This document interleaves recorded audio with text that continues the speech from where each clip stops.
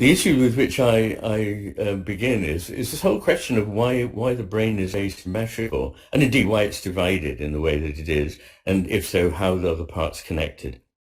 And effectively, what I show, I think, is that from the earliest origins of a neural net, the ancestor of our brain, there is an asymmetry in this net.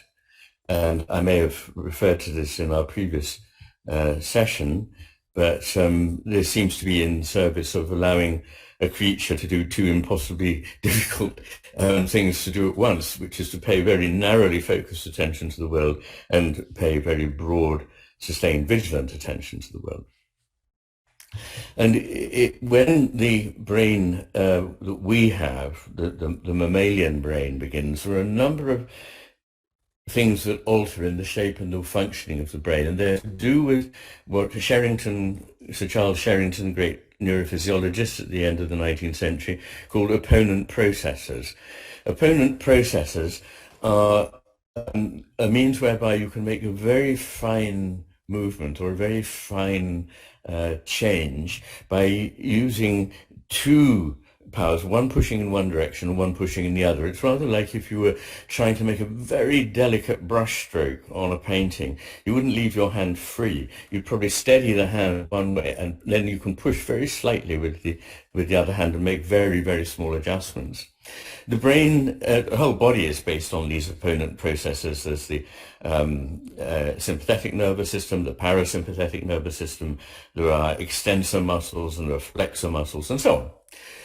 But in the brain, there are three important pairs of opponent processes.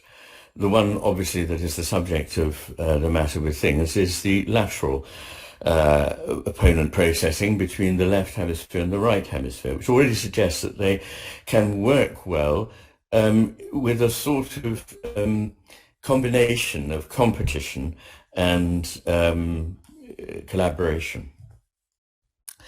A second one is, and really historically that's probably the more important one, is the development of the neocortex, which is the main part of what we now think of as the brain, the brain that evolved later on top of what's sometimes called the reptilian brain.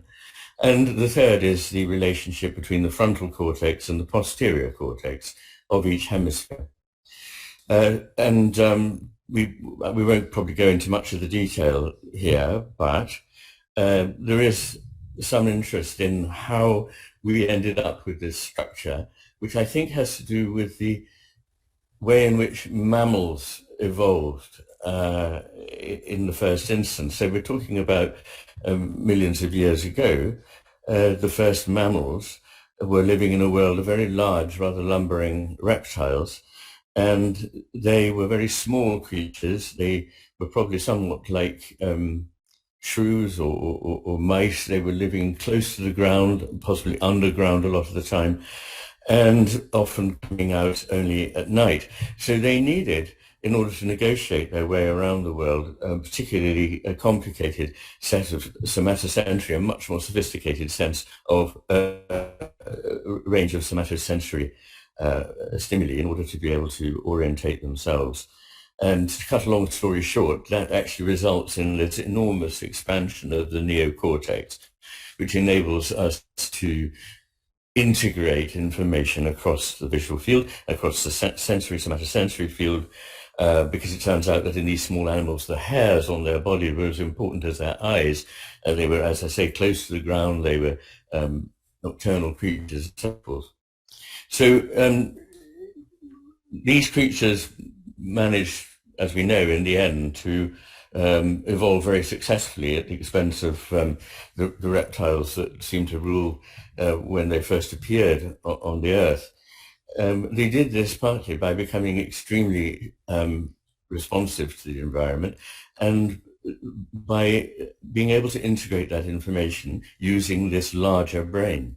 Now, the trouble about a large brain is that obviously there's much more information to transmit from one side of the brain to the other. And in reptiles, birds, fish, there is no corpus callosum. There is no band of fibers like the corpus callosum to connect the two hemispheres. There are a couple of very small, exiguous commissures, but they're not like the corpus callosum. And the corpus callosum evolved in order to solve the problem of how you get a lot of information to another part of the brain quickly. One of the ways to do this is to route things nearer the middle so that information doesn't have to go forwards or backwards in the hemisphere before it can cross over. And another is the invention of a way you can make a super fast cable connection by myelinating nerves. That's to say, there is a thin sheath of myelin, which is a fatty substance around the nerve, and this enormously speeds up transmission. When we talk about white matter in the brain, what we mean by white matter is in fact myelinated matter. The trouble with myelinated nerves is they take up more room. So you've got a problem. You want to expand this process because there's more information to communicate. But at the same time, if you do try to do this efficiently and quickly, you will take up more room in the brain. And so evolution was forced to make a distinction between the things that it had to communicate and those things that could be left unspoken about or uncommunicated. That means specialization. And so effectively, overall, what you find is that the bigger the brain, the more specialized the hemispheres are. And indeed, the more specialized are some of the areas within each hemisphere. When you come to primates, a lot of the traffic across the corpus callosum is inhibitory.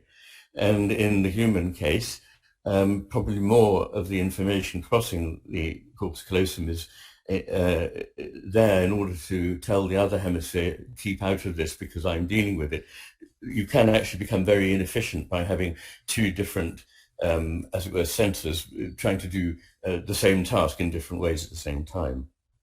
So one of the things that I think probably most people don't appreciate is how much of our brain is in general taken up with inhibition, the stopping of things happening. And the frontal lobes are the perfect example of this. The development of the frontal lobes was effectively a way of being able to inhibit the immediate reactions to stimuli in the older posterior cortex. So there's always this checks and balances arrangement from front to back, from top to bottom, and from side to side in the brain. And in primates and humans, an enormous amount, something like 30% of all the neurons in the body, in the brain, are inhibitory in nature. And as we go on speaking more philosophically about what it is to be a human being, this idea that inhibition is creative, that the negative is there in order to make things happen, not just to stop them happening, is a very important theme.